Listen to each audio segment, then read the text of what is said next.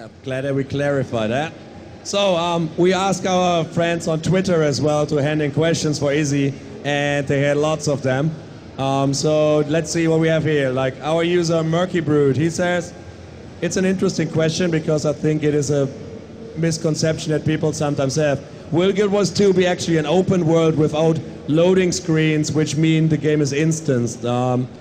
This is the misconception that a loading screen means an instanced world. Can you maybe put a little bit light on that? So the major areas in the game, the major maps that you move around, the major cities, all of that is persistent. You can move around there. All the players are the same. It's never instanced. It's always persistent. All of your personal story and the very beginning of the game, when you first load in, is instanced, and that allows you to kind of experience your story at your own pace and enjoy your story.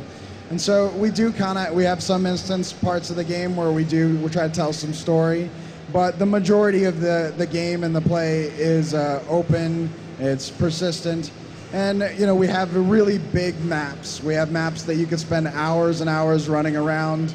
You could play this demo 5-10 times and not see everything in the map. And you can go a long time without ever seeing a loading screen, or you could go do a ton of different content across the game, jump between a bunch of story content, and see some different loading screens. So some of the videos that people are seeing, probably seeing people doing different content where they're doing some more loading screens, but it definitely is a big instance, or a big persistent world and not an instanced one. User Longask asked, so we introduced the Necro here, so of course people have questions about him. So User Longask asked, will necromancers have soul reaping like in Guild Wars 1? And can you explain a little bit how necromancers work in Guild Wars 2? So the necromancers have a unique profession ability, like all the professions. And the way the Necros works is he has a life force meter. Anytime something dies around him, he gets more life force. A lot of his skills also give him life force. And when he has life force, he can enter into a death shroud. The death shroud gives him completely unique skills that he can run around and do some different things in. And it also allows him to have his health bar changes over to use life force. So he effectively has more health and he can run around. It also allows him to move around away from where he originally used the skill.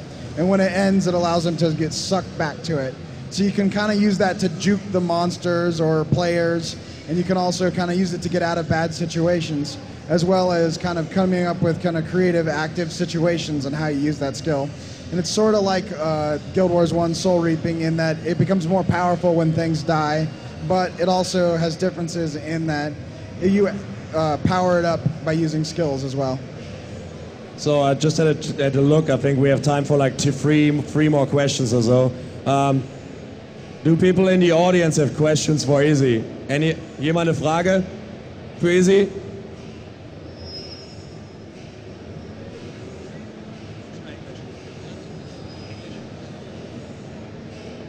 What I would like to know, because I haven't actually, can you hear me?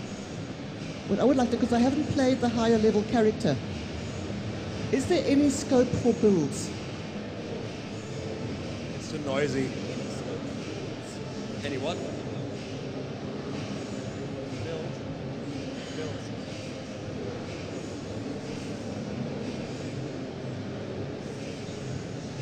So it's a question about some of the stuff that we already talked about. Is like how you will be able to set up a build in Guild Wars 2. Like how does the skill bar work? So the way you set up a build in Guild Wars 2 is a little different than you did in Guild Wars 1. The first 5 skills on your bar is set up by your weapons, and then the second 5 skills you get to pick between different skills that you have. One being your heal skill, which you always bring, and the next 3 being your utility skills, which you'll have a big number of utility skills, and you get to choose between them, very similar to the way you did in Guild Wars 1. And the last skill being your elite skill, a very powerful skill, and you'll get to choose between a number of elite skills as well. And so through the kind of combination of weapons, heal, utility, and elite skill, you can kind of come up with a very unique build. There's also traits in the game which allow you to modify all of those skills on your bar and change their recharges, give them unique properties, add all sorts of different unique and fun things to them. So you can make the skills that you really like and enjoy more powerful and really customize your character and make it different from everybody else.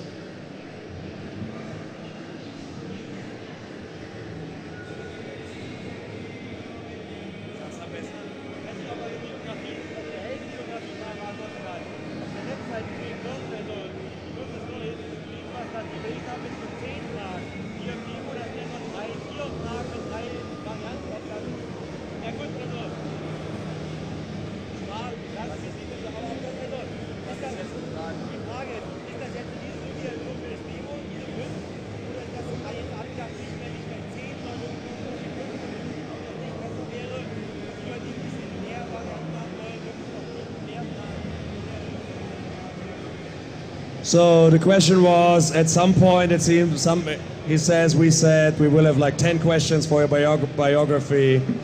During the demo you see like we have 5. Is this the final version, or are we working on it? Are we tweaking it? I might not be the best person to answer this. I don't work on that stuff very much. But I'm pretty sure they're always kind of iterating and working through the biography. And so I'm not exactly sure whether the exact number of questions is exactly what they plan on doing. But I know that they're always changing that, planning on updating that, figuring out how all those questions map to your story. And I'm sure they'll be adding and changing and manipulating that all throughout the development. Noch jemand eine Frage?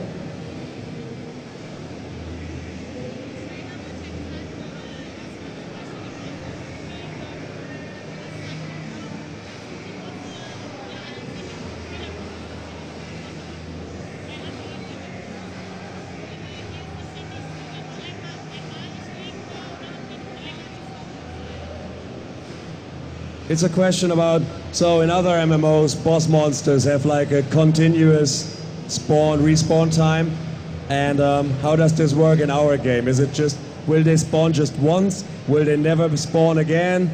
Or how does this work?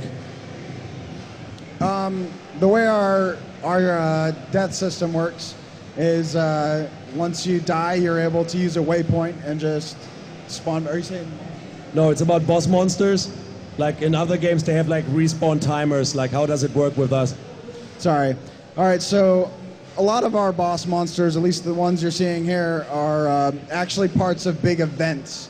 And they're even part of the big event chains, things that players have to do, or more things that the world has to do for them to be started. And so as the event starts through interactions through players or things that are happening in the entire map, then the boss will spawn.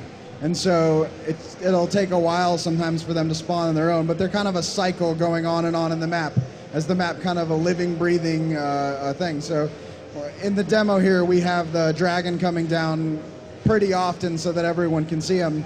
But normally he'll kind of respawn at a slower rate. And it's not really a respawn as much as it is the event will run over and over and over at different times and at different situations. And not every boss is off of the same thing. It might not be triggered off of a timer, but sometimes off of different things that happen in the map. And so it's very based completely on the boss itself. Like the brand dragon here is based on a timer, where the big swamp boss that you see is actually part of a big event chain that continually goes on, and at the end of the chain, the big swamp boss comes out, and so that's how it works. We're out of time. I just checked, because we have to make space for our friends of Ion. I would say, give a big hand to Mr. Izzy Cartwright. Thanks, Izzy.